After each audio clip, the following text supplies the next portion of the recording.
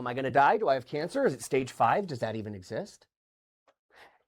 How does that apply to Josh Allen? I had some deep thoughts about Josh Allen, and one of those is you have to live and die with players of that caliber.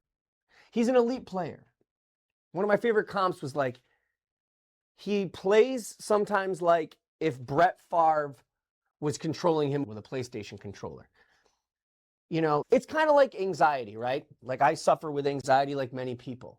And it's like the same thing that allows me to do this show in one take and think of things like this or come up with jokes for my stand-up daily, the way my brain's like a conveyor belt, is also the same reason why at night when I'm trying to watch a show, I can't, because in the back of my mind, I'm thinking about what I got to do tomorrow. Am I going to die? Do I have cancer? Is it stage 5? Does that even exist?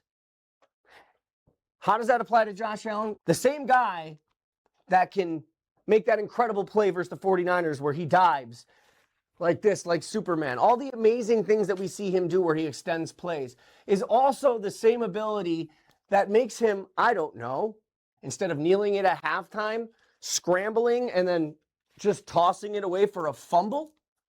So you have to live and die with a guy like that, with their decisions, because that's what you're going to get, for better or for worse. Having the most athletic quarterback possibly of all time doesn't matter when nothing else can come together. It's like Allen had the Superman outfit on for that game, but he left the Clark Kent glasses on with it. He did put me at peace, though, and I'll tell you why.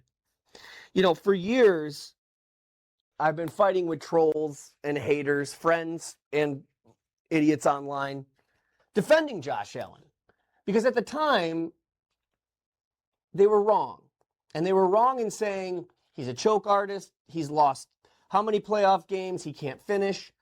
And if you look back, if you really, really look back and you pay attention, he had never lost a playoff game for his team. It was always pass catchers that didn't come up in the last moment. Kincaid last year. Or a missed field goal. Or refs blowing calls. Or his own coaches and defense letting him down 13 seconds.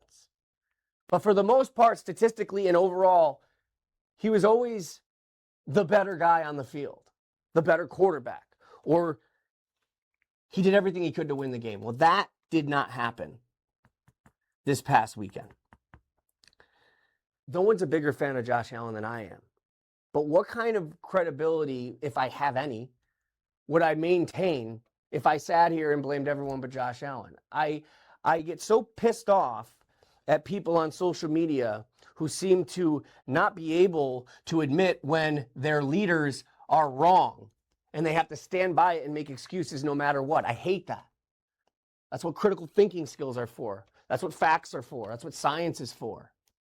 So I'd be doing the same thing if I sat here and blamed the refs and blamed everybody else. Josh Allen, from the last throw in that Eagles game where he missed the 2-point and on, he has not played at his best. And he's made really bad mistakes. And that's okay. So it just feels like I can stop fighting now. You know, because, you know, I do have a sample size of where Josh Allen couldn't finish.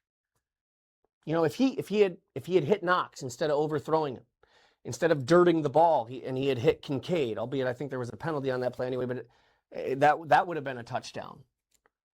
Again, that insane fumble at the end of the half, which cost them 3 points. And that's why he was so upset after the game, because he knows he was a major contributor to that. I still love him.